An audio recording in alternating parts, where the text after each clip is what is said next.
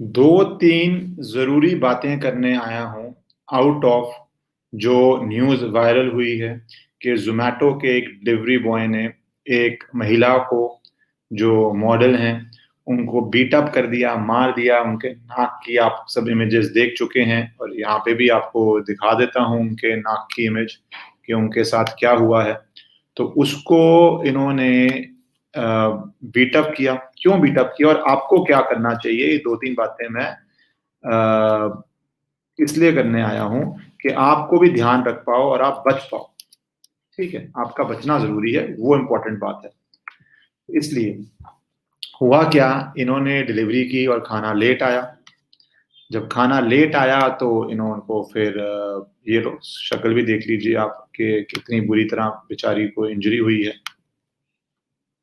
हाँ, ये उन्होंने ट्वीट भी किया, जनता में आके आपको दिख रहा है कैसे पूरा नाक में इंजरी हुई हुई है।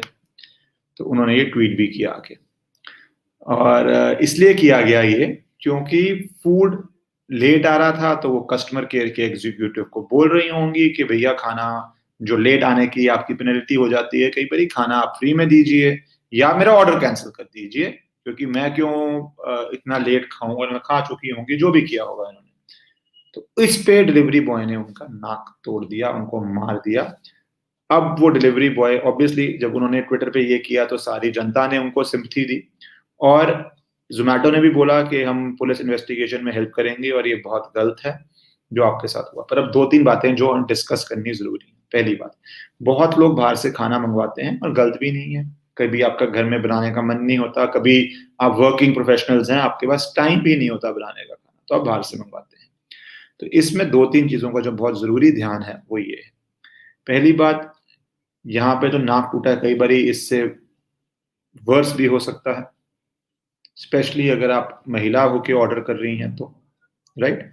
तो मेरा ये कहना है आपको कि आप इंश्योर कीजिए, जैसे अब्रॉड होता है कि आप पूरा दरवाजा नहीं खोलते हैं, आप सिर्फ या तो उसके अंदर एक कट बनवा, जैसे दरवाजा है उसके अंदर एक कट रखते हैं कि वो आपको फूड स्लाइड कर देता है और आप पेमेंट दे देते हैं।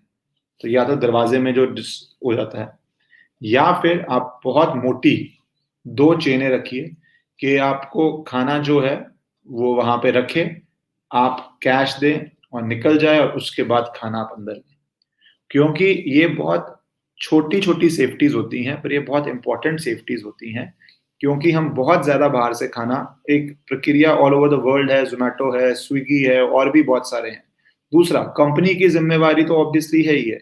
अगर ये बाहर हुआ होता तो बहुत सारा कंपनी को डैमेजेस भी देने पड़ते, और आई होप जोमेटो इस लेडी को भी डैमेजेस देगा टू कॉम्पनसेट हर। बट आपकी सेफ्टी डैमेजेस से ज्यादा इंपॉर्टेंट है।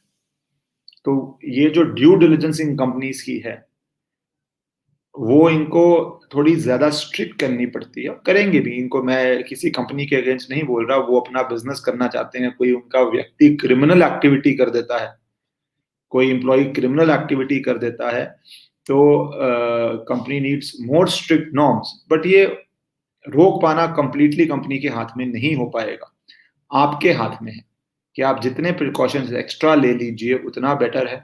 तो जो ये बेसिक हम सबको सिखाया जाता है कि दरवाजा स्ट्रेंजर के लिए ना खोलें, that include strangers coming from a company to deliver food और to deliver some facility at your doorsteps. तो ये जो बहुत कॉमन, मैं भी दोस्तों के घर में होता हूँ, चेनें भी नहीं लगी होती, कई बार दरवाजा खोल के वो खाना ले लेते हैं।